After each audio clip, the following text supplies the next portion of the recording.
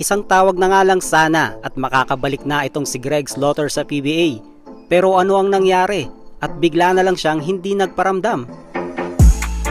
Yan ang pag-uusapan natin ngayon mga paps, pero bago ang lahat, please like the video. And subscribe na rin kayo for more PBA updates. Huwag na natin patagalin to. Tara, let's go! Usap-usapan ngayon ang sitwasyon ni Greg Slaughter at ang kanyang posibleng pagbabalik sa Philippine Basketball Association. Ayon sa mga reports ay malapit na sanang makabalik si Greg Slaughter sa PBA sa pamamagitan ng Titan Ultra. Sa katunayan ay nagkasundo na raw sila sa kontrata at pumayag naman daw si Greg na magbawas ng sahod para lang makapaglaro ulit sa PBA. Pero biglang nagbago ang lahat. Sa kalagitnaan ng usapan, nagkaroon ng problema sa negosasyon.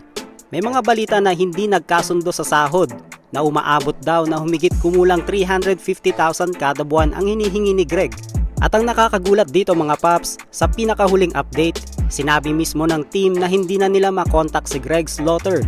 Hindi siya sumasagot sa mga tawag o mensahe, kaya hanggang ngayon ay wala pa ring pirmahan ng kontrata.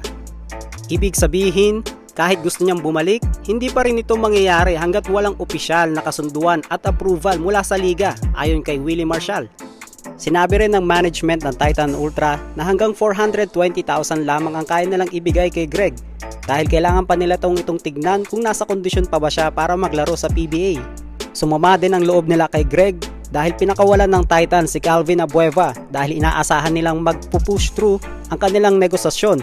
Ginawa daw nila ang lahat para matuloy ang pagbabalik ni Greg Slaughter at nung inihingi na ng PBA ang kontrata ay wala daw silang maibigay dahil pinutol nga daw ni Greg ang kanilang komunikasyon. Hindi na rin daw sana kailangan na umabot pa sila sa punto na sila mismo ang magpapaban kay Greg dahil sa totoo lang daw ay napahiya sila sa PBA at sa mga fans na umaasa na magbabalik siya. Gusto rin daw nilang malaman kung meron na bang ibang liga na nilalaruan itong si Greg sa ngayon. Ang sa kanila lang daw ay sana tapusin daw muna nila ang negosasyon dahil kung ayaw naman daw ni Greg ay hindi naman daw nila ito pipilitin. Ayon sa management ng Titan ay kailangan daw talaga nila si Greg and vice versa, kailangan din daw naman ni Greg ang Titan kung gusto niya talagang makabalik sa PBA. At alam din yun ni Greg dahil ang Titan Ultra ngayon ay ang dati niyang koponan na Northport Batang Pier. Iginiit din ng PBA na walang silent ban na nangyayari, kaya nga kayang-kaya nilang ibalik si Greg Slaughter. Yun nga lang, hindi na nga ito nakipag-contact pa sa Titan. So ayun mga paps, kung ikaw ang tatanungin, dapat pa bang bigyan ng chance si Greg Slaughter na makabalik sa PBA matapos ang mga ganitong pangyayari?